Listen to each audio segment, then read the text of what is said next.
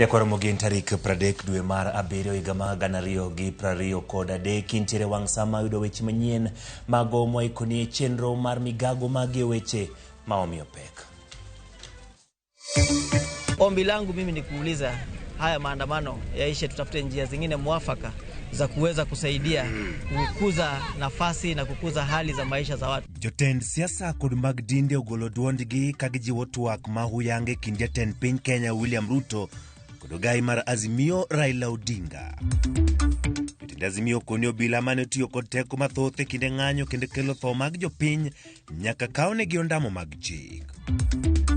Jatend Migago mar pur Mithika Linturi onyiso jopur mondo ti kod tie mar mbolea ma nengone yot e jiwo pur.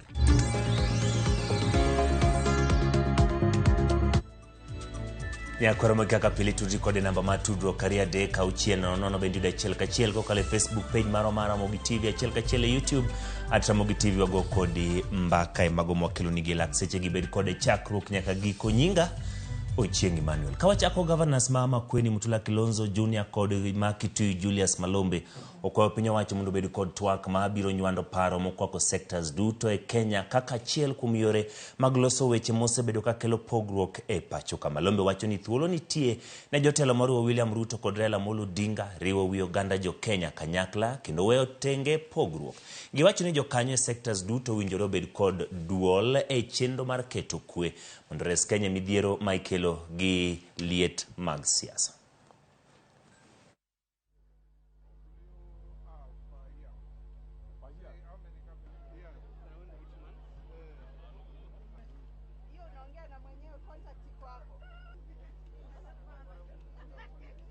Sisi sote tunataka kitu kimoja, na nasikia inji yote ni kama inasema namna hiyo. Pawe mazungumzo ambao are not just restricted to parliament. Pawe na watu wa kanisa na pawe na watu wa other sectors, so that we can comprehensively look at issues which are of concern to this country ili tutatue inji yetu iwe na peace. Without peace you can't have stability. Without stability you can't have development. Najua in this region, other than Kenya and Tanzania, kule kwengine kumekuwa na tabu ya moja kama ingine. So let's not allow our country to slide into that level where that peace and stability which we've been enjoying, we don't enjoy. Jokanyo madin mar Islam e kaunti ma Kiambu orwako okang' ma okaw kod kweth mag Azimio la Umoja kod kweth ma Kenya Kwanza mar dok e twak kendo wito oko ng'anyo mosebedo kadhi nyime e pacho ka. Kotelne kod Juma Hemedi negikoni en okang' maber mabiro miyo kata mana ohala ma osebedo kachung' e kinde ng'anyo dhi nyime. Twak manyien ni biro telie kod jatend piny Nigeria Olusegun Obasanjo kendo igeno ni biro kelo konyruok mosiko ne chandruok mag Azimio la Umoja. Tuna wazee kama kina, let me assure you, Your Honor, Fadhila Tukavi Mwangilisha kuwa alikuwa town clerk, yeye pia ni the cost of living imeenda juu kabisa. Bei ya vyakula viko juu, bei ya vyakula ikienda juu, na pia bei ya school fees pia nayo itaenda juu. School fees ikienda juu utakuta mambo mengine pia nayo yanaenda juu. So haya mambo yanatuhusu sisi kama wa Kenya, na kile ambacho tungeweza kuuliza ni kwamba iko nafasi ya watu waweze kuzungumza, iko nafasi ya watu waweze kukubaliana mambo mawili matatu. Ombi langu mimi ni kuuliza haya maandamano yaishe, tutafute njia zingine mwafaka za kuweza kusaidia kukuza nafasi na kukuza hali za maisha za watu. Ukiwa na amani, kila mtu ataenda kujishughulisha, atafanya kazi yake na ataweza kupata riziki yake. Wakati kuna utulivu, kila mtu ambaye hata kama hana kazi ataweza kufikiria mbinu za kuweza kusaidika hapa na pale. Tunaomba amani nchini Kenya kwa sababu bila amani hakuna kitu chaweza kuendelea. Mmeona juzi kumekuwa hacked system za serikali. Inakuwa wengine wanasema sijui ni nchi gani, wengine nchi gani. La muhimu tunaomba amani kwa sababu bila amani hakuna kitu chaweza kuendelea katika nchi yetu ya Kenya. Na tuogope sana kwa sababu nchi zetu zote zimezunguka nyingi hazina amani. Somalia hakuna amani, Sudan hakuna amani, ukiangalia Rwanda mambo ni hivi hivi, ukiangalia Zaire mambo ni hivi, ukiangalia DRC Congo mambo kidogo. Kwa hivyo tunaomba kupatikane amani, kwa sababu amani itakapoharibika Kenya, Afrika mzima itakuwa ndani ya matatizo. Jeluk Governor Machakos Francis Mwangangi wachoni sa kororomo mar kanisa konyo kelo kwe kind kwethari mag siasa mapachuka ekindegi maliet mag siasa dok piny. Mwangangi moyuore lamo kanisa ma Musini Salvation Army e sub county ma Mwala wachoni jo Kenya ok nyal dhi nyime gi tulo ma wachoni osekelo tho kod kethruok mag mwandu mathoth e pachuko. Medo ni ng'anyo ma kanya kabedi ujiro timre gi kwe kwacho ni jo Kenya oseriembo jo ket mwandu mathoth.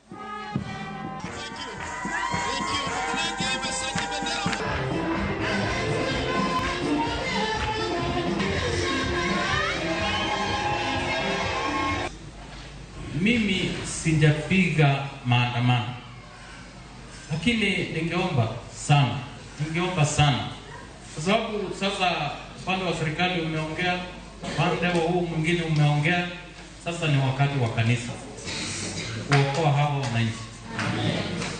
Ni vizuri na viongozi wetu wasikize na wasikize kanisa inasema nini. Lakini saa hii yale mambo yanaendelea si sawa. Tutaki watu wajigonge vifua ya kwamba tuko na hii na ile. Hapana, tunyenyekee, turudi kanisani, tupige magoti ndio tuongoze watu wa Mungu. Tumeona wengine wameingilia, kuna dalili za watu kuzungumza. Ni vizuri watu wazungumze. Ka wadhi nyime weche mamoko en ni jatend Migago mapur Mithika Linturi wachoni nengo mbolea dhi dok piny kowuok e shillings 3,500 nyaka 2,500 kuom gunia ka gunia e kinde ni ma piny owacho temo jiwo tie mar chiemo. Linturi jiwo jopiny mondo oti gi thuolo mar kawo mbolea ma nengogi ogonyore kaka yo mar jiwo yuto mar pur kendo giwere gi ng'anyo ma ok dhi konyo duoko piny pek mar ngima. Linturi noloso kanyo timo limbe kaunti ma Makueni. Hata ukienda maandamano kesho mwaka moja mbili haitawezekana. Kile kitamaliza ni kuandamana na panga na njembe katika mashamba kulima na kupanda chakula. That is the only way to bring down the cost of food. Lazima ujalishe chakula, unjilishe mwenyewe. Ukitegemea chakula ya kupewa kila wakati hautaweza kushiba na hautaweza. And that's why the government's commitment na priority sahi is supporting production. Na ndio unasikia subsidy ikiwapo. Na rais ametoa amri. Sasa fertilizer tumetoa kule 3500 fertilizer munaenda kuuziwa sasa na 2500 shillings. Sababu tunataka mfanye kazi. Koro wakao thuolo mar manyo mbolea manengo gi yot mondo wadhi nyime gi weche mag nyuolo chiemo e puothewa. Komachielo jo Kenya sekta mar pur e kaunti ma Kiambu yuago pok mar lo e kidienje ma tindo magiwacho ni koro rocho chenro mar pur kod yuto mar puothe e kaunti no. Giwacho ni puothe go ipogo kendo uso ne johala makoro gero e ute mag jot mag Kodesa kama koro duoko piny chien kwan mag puothe mipuro. Giwacho ni thoth puothe mane pidho e kahawa e kaunti no koro gero e ute dak kod ute mag ohala.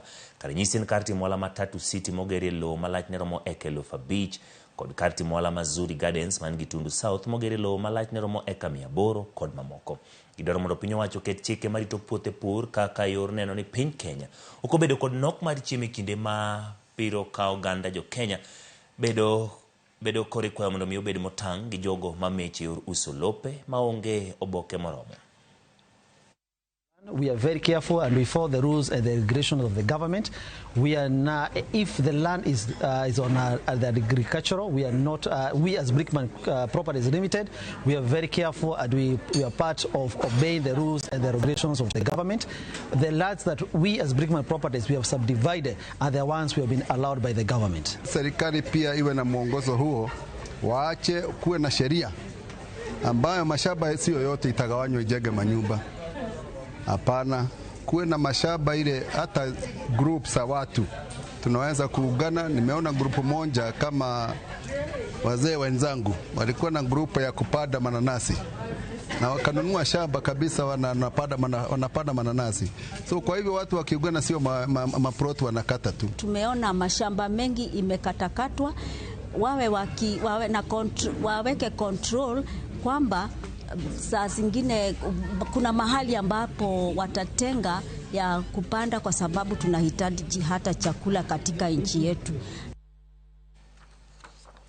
Kawadhi nyime e weche mamoko en jatend Migago mar limbe kod le mag bunge Penina Malonza oyango kampen mar wuoth mageto chwalo puonj ne Uganda ewi ber mar rito liech. Malonza meneno dhialo Justus Nyamu mochiwore mar wuotho kilomita 4,000 e pinje mane Uganda kaka nyalo dak ma ok gihinyo le mag bunge manie alworagi. Wuodhno biro kawo ndalo 135 kochakore Nairobi nyaka Uganda nyaka piny Democratic Republic of Congo. Ma en achiel kuom okenge ma piny owacho tiyogo ka gigeto jiwo puonj kendo yaro chenro mag limbe manyalo nyayo yuto e kind jo Kenya kod pinje maoko. Kurudi Kenya to show solidarity and give moral support to our elephant man, Bwana Jim Nyamu, who is renowned for his tireless efforts in fighting for the well-being of our majestic elephants. And this particular one that is taking us 130 days is crossing across 4 countries. The reason behind this is to try and strengthen. I am actually following the routes of elephants. I'm walking through the parks or just adjacent to the park because it is a walk to demystify or deal with attitudes, talking to the communities that the madam just talked about, the people who need either to be compensated. There are some cases of compensation that may require people to be aware of that. As he walks around, he's also speaking loudly about us creating space and moving away from the spaces of wildlife, as well as us creating more spaces for wildlife. And we are saying, as Jim does this awareness, he is handing over the baton to the youth that we have in this nation. And as my ministry, we are taking into consideration, and I know you heard the directive that the president gave the other day. First, in the employment, we are giving the youth the first opportunity. As you know, we employ ranchers, and they have a divine range of years. We cannot take the old guys. So this is an opportunity where you can really take advantage of because we employ the young people. Puonj mondo mi warit le magomo dak machiegni kodwa. Jatend piny Kenya William Ruto ne otelo ne chenro mar puodho kendo kar meli ma shupavu mawacho ni dhi jiwo dongruok e alwora mar Nam Chumbi. Ruto opoyo chenro ma oko ni dhi jiwo nyalo mar jolweny mag Kenya Navy keto arita kod konyo bende dongruok mag alwora mag Nam Chumbi. Bendo jiwo jolweny mondo mi obede opara manyime keto lwasi makare mar alwora mar nam kokalo tiyo gi mwandu mag nam e yor chiero dongruok.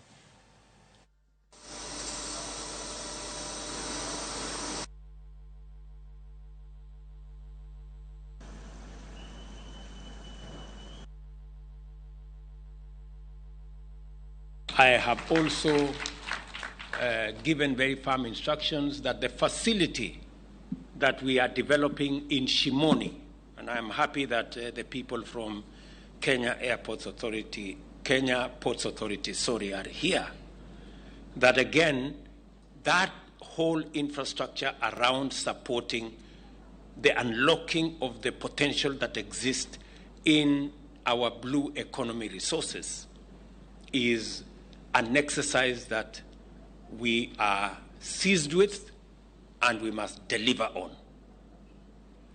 I am very happy, General, today that as we launch this warship facility that is going to secure our waters, securing our waters will have much more meaning if we can harvest the resources in our waters. Kwayo ma pod imedo kwa eni jadhong ma ng'ula Rafael Shigali nyoiki e pare man e Muhaya sub-county e county ma Vihiga chieng' ngeso. Shigali nowito ngimane bang' kano chwade gi magina apaya ma Jogoro de kinde manoriko wuok e orako kodhi e ode kobila norakore gi jong'anyo apaya ma Jogoro de boma ma Nairobi. Kano nyasi mar ikma jatugono gavana ma Vihiga Godfrey Osotsi osingone familia mar anyuola mar jatugono ni gibiro timo duto maginyalo maneno ni Shigali oyudo ratiche kanyaka gi e sechegi kweth mar Azimio la Umoja One Kenya Alliance ochako choko neno manyiso kako obila notiyo gi teko mathoth mokalo tong' e rakore gi jong'anyo ka kweth no singo chwalo bura e doho. Shigali oweyo minode gi nyithindo adek.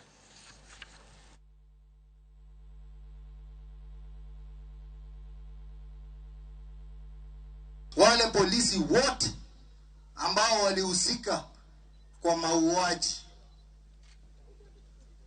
tunatafuta ushahidi, na kama ushahidi iko ya yule ambaye alitoa risasi ikakuja ikamua huyu kijana, tunamwambia lazima haki Mtu aliua Rafael alimpata kama na cross hapo Makadara, na kapita mwingine na akamshuti pale na pale.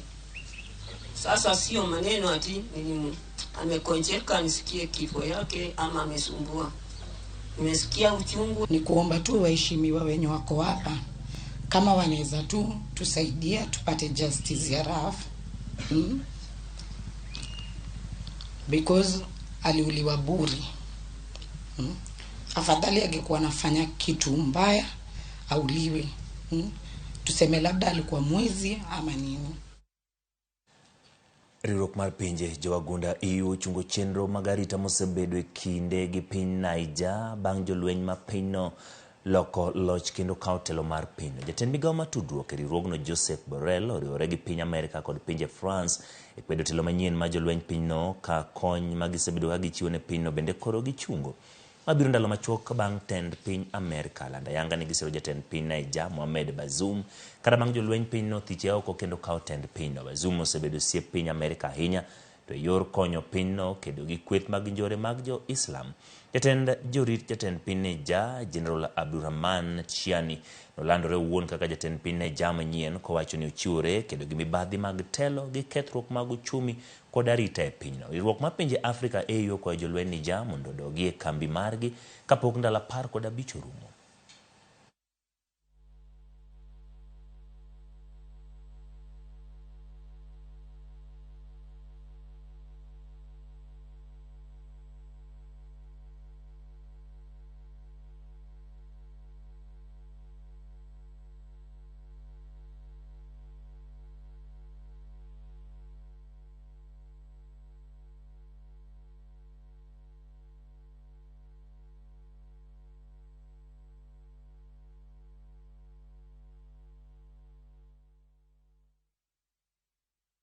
Koramga Juanga gi lipot mowuok e piny Niger gi loko telo to kod weche motenore kanyo kod jolweny teko pinyno ntiere jogo maloso kod achiel kachiel kokale Facebook page mar Ramogi TV ginyisa ni ginena kendo giluwo chenro mar Migago.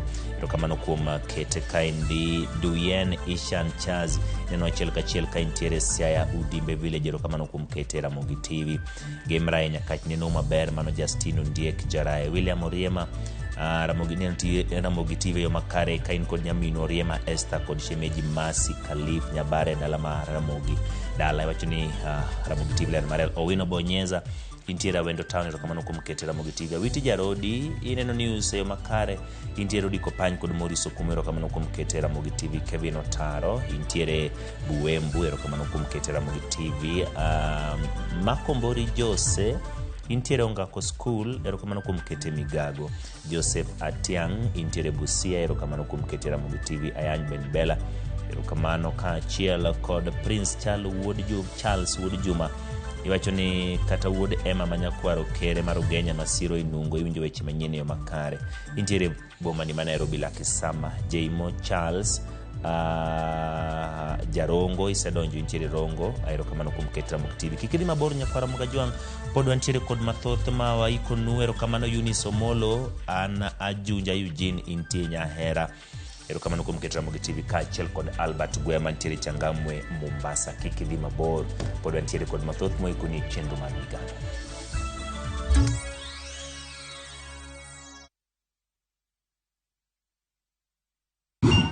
200 bob tu. Buda, the transaction ndio imekushinda ama? Relax.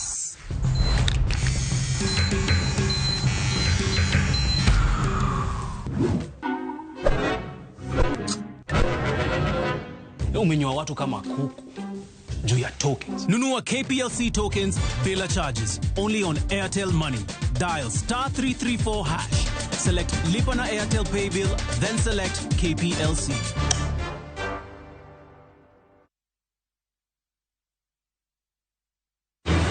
Apostle Julius Subi invites you to the Heavens Fire Prayer Summit. Supernatural power. The summit will be held at the Nyayo National Stadium from the 1st to 6th of August 2023. Guest ministers: Prophetess Cindy Jacobs from USA, Pastor Robert Kayanja, Uganda, Apostle John Kimani William, Kenya, Archbishop Harrison K. Nganga, Prophetess Francina Norman. Remember, the dates are from 1st to 6th of August 2023 at the Nyayo National Stadium. This is an annual convergence of God's army. For more information, call 0757 223233. Twende chain. Pata boost ya 500% ukiekelea multibet yako on shabiki.com. Play and win big. Kuwa Shabiki. Strictly not for persons under the age of 18. Betting can be addictive. Play responsibly. Shabiki.com.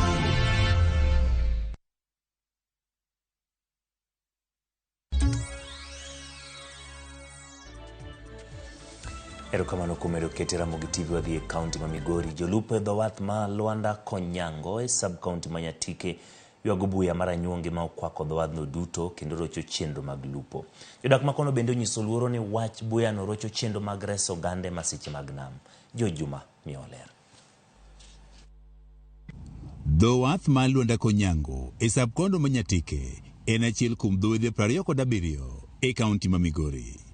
Odiochieng' ka odiochieng', jolupo ma kwan gi romo 400 yudo dwengo margi e dhowadhni ma Luanda Konyango.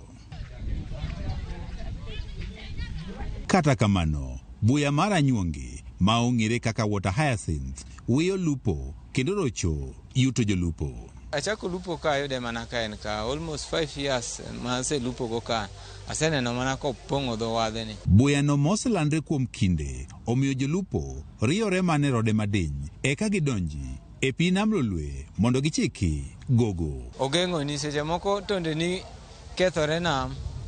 Koro time yudgi minyalo dhi lwendo piyo piyo odileyi. Wan gi tich matek nikech ok wanya yudo kama wagowe ka bicho yugno machalo kama endi. Pek mar ywayo rimba omedore nikech jolupo ka okin mathoth ka gitemo yaro buya kapok gidonjo e pi. Koro seche moko to wachodhe kaka ineno wachodho magegi waketo kando, lakini en tich matek, it is beyond our energy. Kutoka hapa paka huko mbele penye mnaona hapo ni msituni.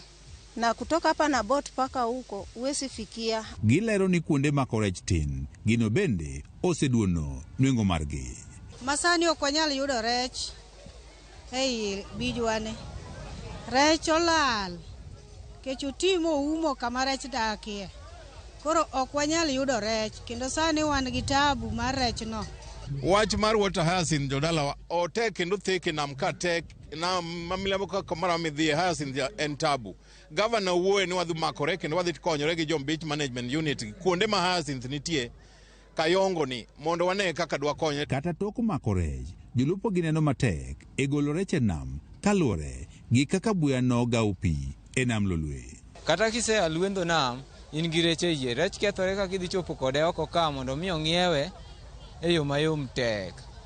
Rech kethori ni kapod in gi chien kocha kapok ichopo kata dhowadh. Koro wan gi problem wach mar Ford ni. Wach kwa sirikal ni koyie to oywer nwago maber mondo golnwa yugi no oko. Iyudo ka samoro waya nam godhiambo, yamo chandowa ka koro yamo oseloko gi buya kaka wachopo e dho nam ka bedo matek.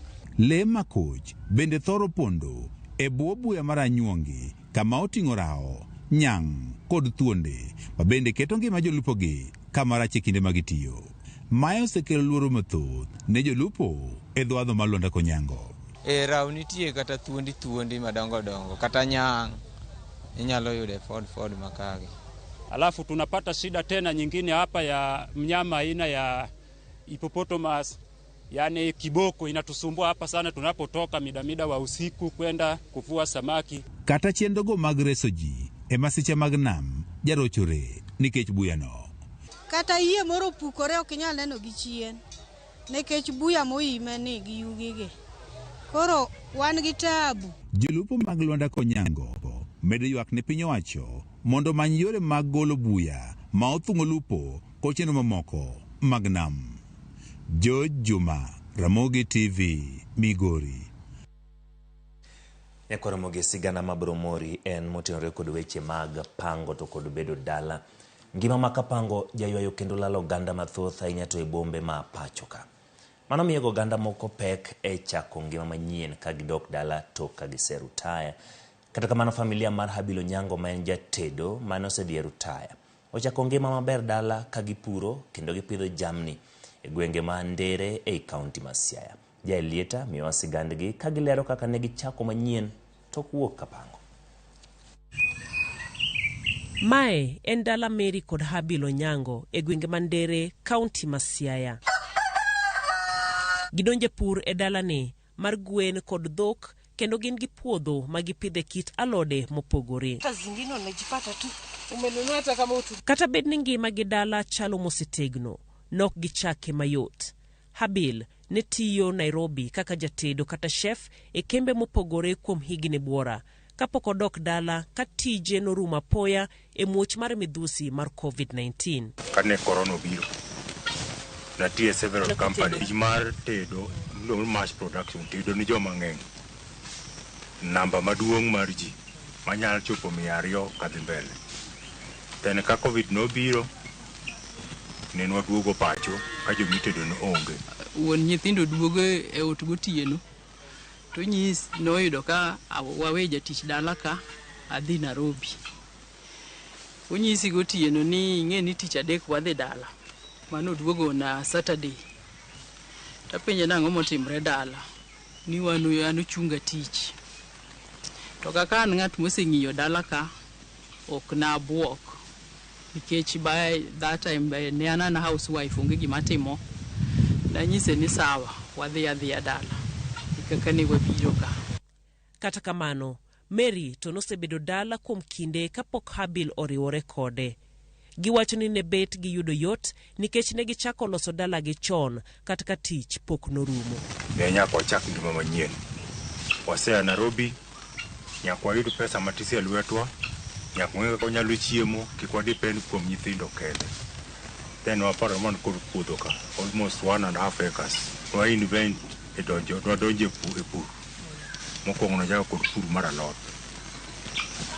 Makata jirande man ka, ne dhi nyiewo alot kuom jok manoa Nairobi machiegni. Kapimo pesa manatiyo go dwe achiel kaya kuwa Nairobi, en nyiewo alot mar 100 pile. Kidhi nyiewo alot ma 100 ma kienyeji no, to wan mana ji ariyo kama, kwa chame lunch, dong matin kabisa. Kore mwani wabet mwaparo ni to mawan gi puodho ni, dong wanyalo pidho alot. Kwa chako kune wachako ni maro hala, ena marwa mwachamo, mondo wasave kikwa, wagol pesa nuwateri alot. Pith bende ne gidonje mar gwen, bata, kanyakla kod awendo masani osenyuolore kendo gin ema giuso chiemo ne jogweng'. Owadgi maluwe, ka wadhi limo gi loka cha to miya gwen achiel. Na biya negi no wadgi ocham. Ok na nego nikech gweno no na amanyo. Asetemo penjo jikata mana madanyiew, tikona ni onge gweno nyocho tho. To gwen achiel no notimo wanda. Nikech gwen achiel no kano onyuolo tong' 13, to ne kwachamo kata tong' achiel wamiete. To dhi ofuwo tong' 3, moko toyo, to toyo tong' 10. Ng'eng'ne generation man ka. Habil mane tiyo tij tedo ne okobedo koda yot e donjo e pur, kaluor koda pogruok tije ariyogo. Kata kamano, notemo kar nyalo mare. Kanyuola no pidha kod puro kod dhiang' mako kwe dhiang' kiluwo kama. Then ka kinda dhia bedo ng'ama duong' ta dhia bedo chef. Chef, tich malung'ruok bedo ng'ama tin zaidi. Kendo kod mang'eny nyono kidwa mondo ilung'ri nikech idhi turo the backbone. Koro idwa ni gik moko ni wi mesa. Itimo gik moko kan malo. Koro ka kweda kitim kamano. Kweda kuri lung'ri, iom lo, iteng' ombugo, ibe koro mogo. Koro ng'eny ach kamano. Koro bedo matek matin.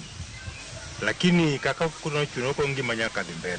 Magi duto ne ok nyalre dichiel ka giwacho ni ne gichako loso dala gi chon kane tich ochakore. Ne bed ni walunga wiwa Nairobi to tich nyocha rumo mna nyocha 2022. Ineno gik motimre ka gi ok otimre by 2022 gi sani. Ne ng'at ma wiye paro gimonego tim gi sama onego time gi pesa ma en gono. Koro mano miwa tich mayot nikech ne oyudo ka wase nyiewo lo, wase gero ot, wan gi ot. Nyithinda ni kapo nono nyathiwa onyono form 1. To wasetieko everything miluongo ni wach ma nyiewo lo, wach mar loso dala, wach mar rwako ng'ono wasetieko. Nikech the moment ma nyathi onyono high school nitie pesa momigolo, en golo mok dog chien.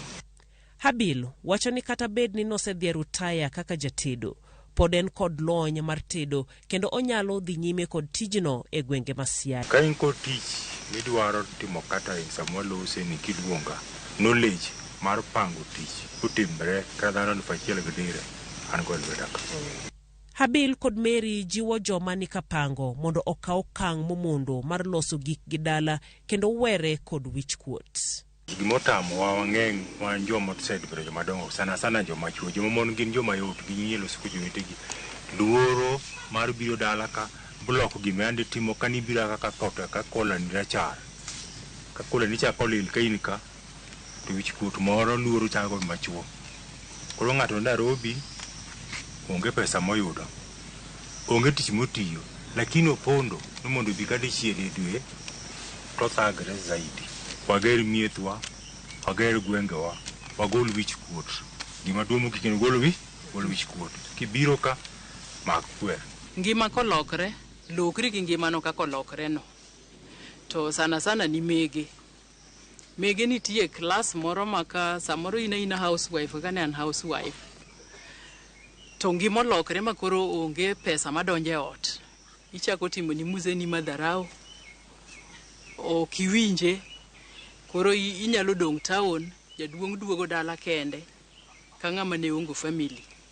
Wayie mondo wa adapt ngima, sama ngima lokre, lokri gi ngima no. Ngima moidho kanyakla kod tuoche maka kod kacha mabende noloko uchumi mapacho kendie noloko ngima mar Habil kanyakla kod Mary. Kata kamano, gima giwacho en ni chako chon, ahinya ne jogo mabende tiyo oko mondo olos gimoro dala kapok tich orumo. Ne Ramogi TV, nyinga Jai Lieta.